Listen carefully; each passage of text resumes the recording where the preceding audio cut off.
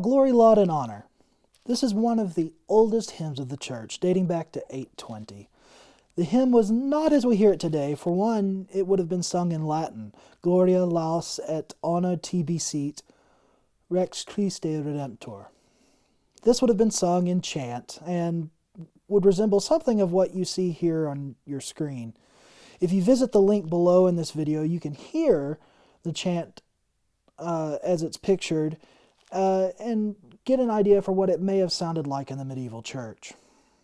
The chant text was written by Bishop Theodulf of Orleans while he was detained in Angers, France by the regime of Louis the Pious, who was the son and successor to Charlemagne. Theodulf was against Louis' ascension to the throne and was assumed to be part of a plot to aid an Italian rival to the throne, for which he was imprisoned. While it cannot be confirmed, a myth which dates to the 16th century goes that one day King Louis heard Theodulf singing the hymn which he had written on Palm Sunday, after which Louis was so inspired that he declared that the hymn should be sung every Palm Sunday thereafter. In the medieval church, they would actually reenact the story on Palm Sunday.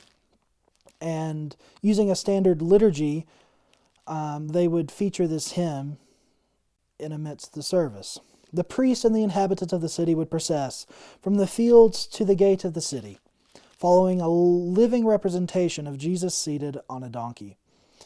When they reached the city gates, a choir of children would sing this hymn, and the refrain was taken up by the crowd.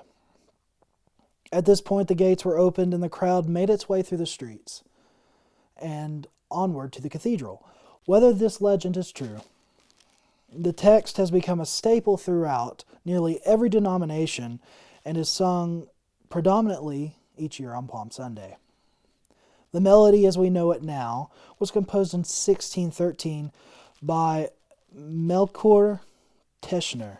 The tune, Fallet will ich dir geben, was originally composed for a German hymn by the same name, but was later paired with Theodulf's text and renamed Saint Theodulf, for which the tune is most commonly now named.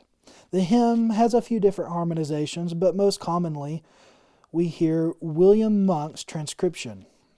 Bach also has his own variation, which is derived from his setting of the tune which he used in his St. John Passion. It has been published in over 500 hymnals since 1854, when it was first translated to English by John Neal, and it continues to be a staple in the remembrance of Palm Sunday, even to this day.